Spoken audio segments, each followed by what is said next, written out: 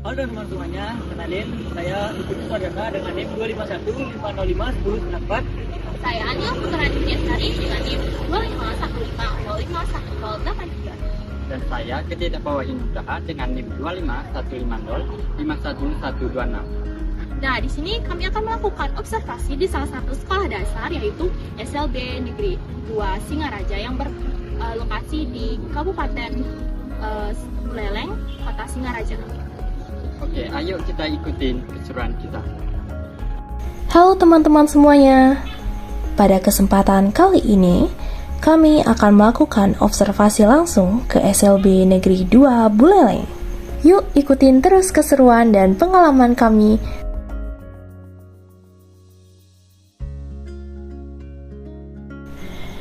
Observasi ini kami laksanakan sebagai bagian dari tugas mata kuliah pendidikan inklusi. Tim kami terdiri dari 3 orang termasuk saya sendiri.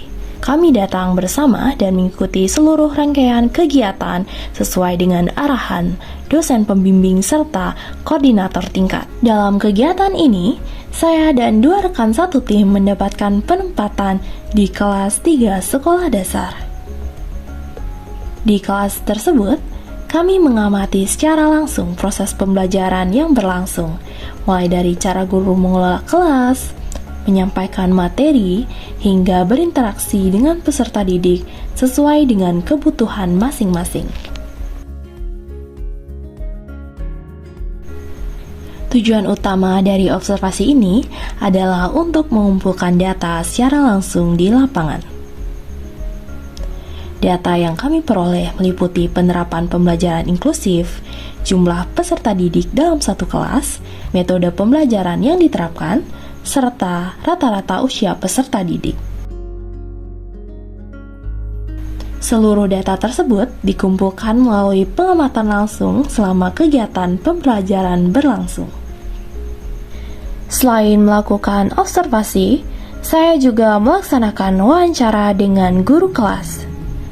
Wawancara ini bertujuan untuk memperoleh informasi yang lebih rinci dan mendalam. Dari hasil wawancara, kami mendapatkan gambaran mengenai perencanaan pembelajaran, penyesuaian materi, serta strategi guru dalam menghadapi hambatan belajar yang dihadapi oleh peserta didik. Selama kegiatan berlangsung, kami menyaksikan berbagai aktivitas pembelajaran yang menarik. Peserta didik terlihat mengikuti pembelajaran dengan antusias, aktif merespons arahan guru, serta berusaha menyelesaikan setiap tugas sesuai dengan kemampuan masing-masing. Melalui kegiatan observasi ini, saya memperoleh banyak pengalaman dan pembelajaran yang sangat berharga. Observasi ini memberikan gambaran nyata mengenai praktik pendidikan khusus dan penerapan pendidikan inklusi di sekolah. Dalam video ini juga ditampilkan dokumentasi kegiatan berupa foto dan cuplikan aktivitas selama observasi sebagai pendukung informasi yang telah disampaikan.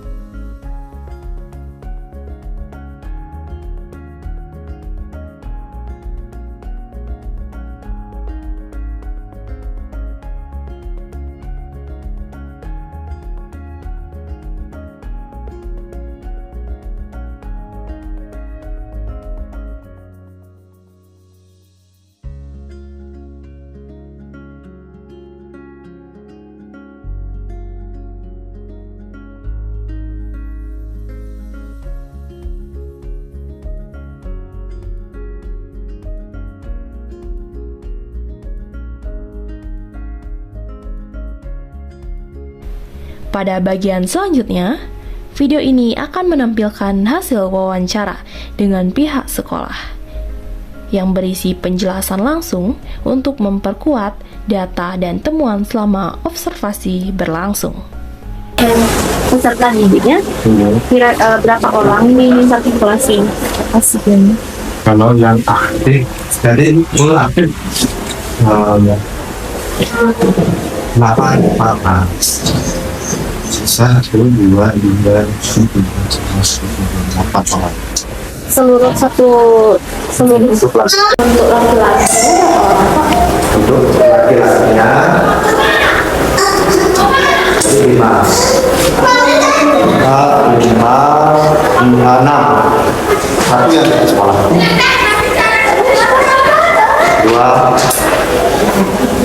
2 perempuan, satu dari karisma dari sekolah.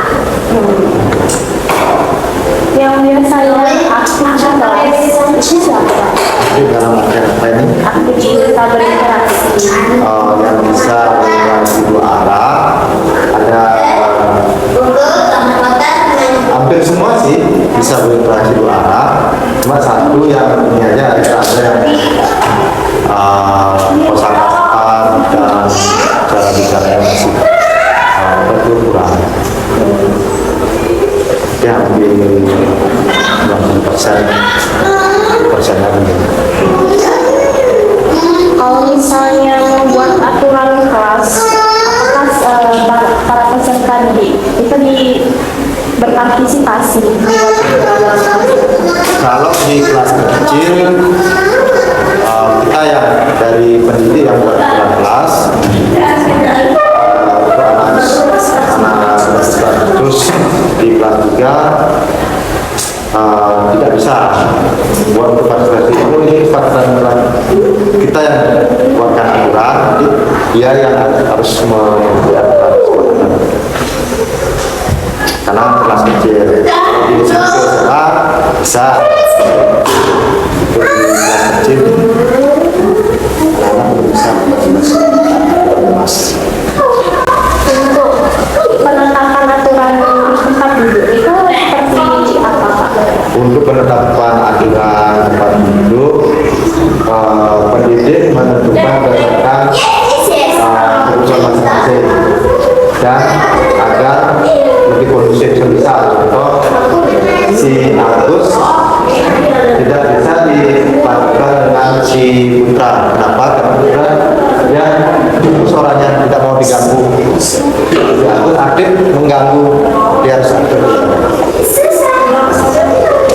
Sudah, kita lihat dulu asesmen awal yang mana aktif, yang mana lebih suka berdiri. Rutinitas harian. Untuk rutinitas harian di awal anak-anak berkumpul di lapangan, terus melakukan ya waktunya bermain. Rutinitas melakukan disali bersama di lapangan, mungkin ada dari kemudian senang bersama, salam, itu aktivitas pagi awal. Terus aktivitas rutin di kelas kita mengulang lagi karena anak-anak belum hafal bait pertama, kita fokus di bait pertama terus sambil diulang lagi setiap hari terus pembacaan Pancasila biar anak-anak hafal dan pengucapan apa itu tadi itu kesepakatan kelas dan bernyanyi tadi itu. Biasanya pas misalnya pada saat berdoa itu kondisi atau suasananya itu bagaimana? Apakah biasanya itu cenderung dibuka atau bagi anak-anak yang situasi di lapangan ini, situasi di lapangan terutama di anak-anak yang kelasnya kecil masih belum bisa diam dan fokus, dan itu harus pendampingan di setiap hari kelasnya. Namun yang besar bisa lebih kondusif, jadi tetap perlu pendampingan.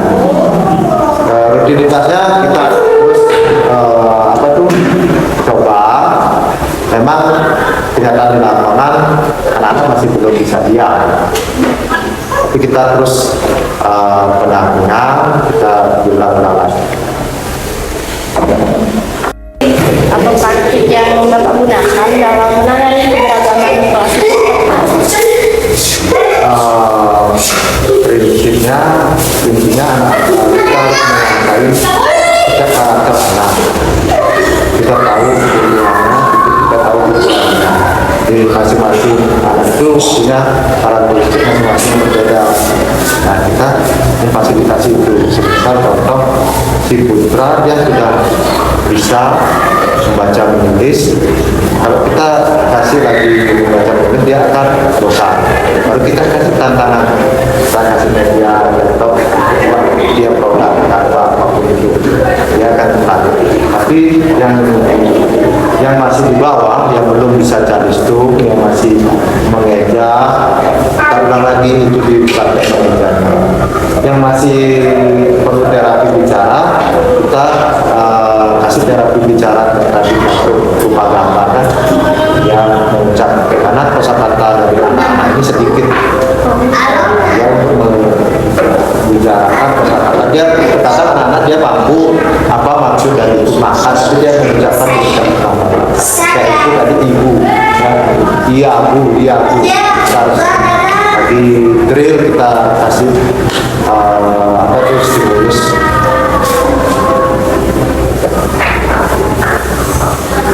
Tidak bisa proses klasikal, harus per individu, makanya dibelah sesuainya sedikit.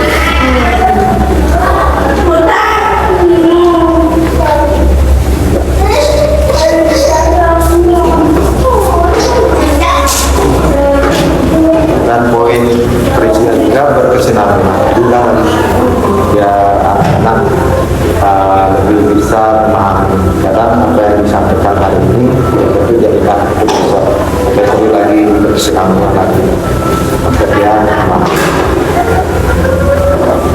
Untuk usia rata-rata dalam kelas ini kira-kira usia berapa? Usia 9 tahun.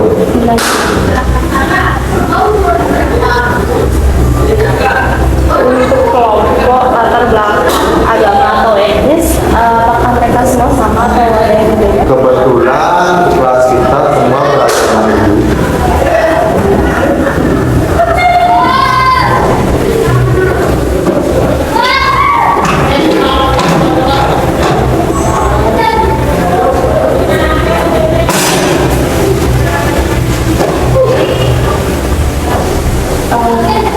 Untuk misalnya menangani menyesuaikan dengan kurikulum pembelajaran yang sudah ditemukan, misalkan istilah itu ada kesulitan dari Bapak sendiri. Kalau untuk SMP kita diberikan kebebasan untuk menentukan indikator masing-masing kelas, masing-masing apa itu sekolah. Setelah itu SMP diberikan kebebasan. Ada batasan berikutnya. Tapi kita diberi apakah kita ambil yang tinggi atau yang sedang atau yang rendah. Kita diberikan kebebasan. Ya, kita lihat lagi karakteristik siswa. Oh, kalau untuk materi ini terlalu tinggi, kita gunakan materi. Semisal contoh untuk materi mengenal makhluk hidup,